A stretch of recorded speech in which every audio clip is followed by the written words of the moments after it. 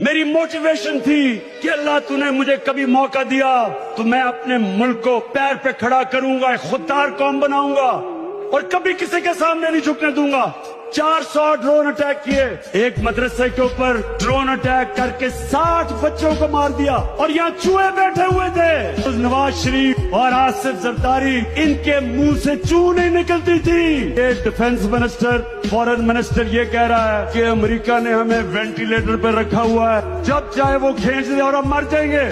30 साल तो तुम दो खानदान इस मुल्क के ऊपर हुकूमत कर रहे थे, वेंटिलेटर पे डाला किसने? ये जब आप मुल्क का प्राइम मिनिस्टर और उस मुल्क का डिफेंस मिनिस्टर ये कहते हैं कि अमेरिका के बगैर हम जी नहीं सकते, तो मुझे बताएं आप सबकी क्या इज्जत होगी? हरे पासपोर्ट की दुनिया में क्या इज्जत होगी?